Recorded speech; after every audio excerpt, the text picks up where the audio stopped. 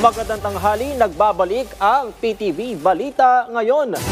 Nakipag-ugnayan na ang Civil Aviation Authority of the Philippines sa kanilang aviation counterparts sa Malaysia at Singapore kaugnay ng air assets na pagmamayari umano ni dating Congressman Saldico. Alinsunod na rin ito sa direktiba ni Pangulong Ferdinand R. Marcos Jr. kung saan ipinagbigay alam ng CAAP na sakop ng freeze order ang mga naturang air asset. Base sa utos ng Court of Appeals kaugnay ng ex parte petition ng Anti-Money Laundering Council o AMLAC, walang dapat na maging transaksyon, movement o iba pang disposition sa mga air asset nito sa bisa ng freeze order. Sakop nito ang dalawang Agusta Westland helicopter na nasa Kota Kinabalu, Malaysia at isang Gulfstream aircraft sa Singapore.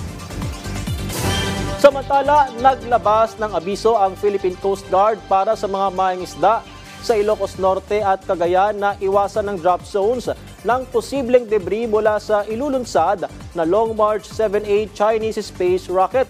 Base sa pagtataya ng Philippine Space Agency, 39 nautical miles mula sa Burgos, Ilocos Norte at 60 nautical miles mula sa Dalupiri Island, Cagayan ang drop zone 1, habang ang drop zone 2 ay 69 nautical miles mula sa Santa Ana, Cagayan at 81 nautical miles mula sa Camiguin Norte. Nakatakdang ilunsad ang nasabing Chinese space rocket bukas sa pagitan ng alas 8 at alas 9:34 ng gabi mula sa Wenchang Space Launch Site. Paalala ng PCG, huwag lapitan o hawakan ng mga makikitang debris at sa halip ay iulat kagad ito sa mga otoridad.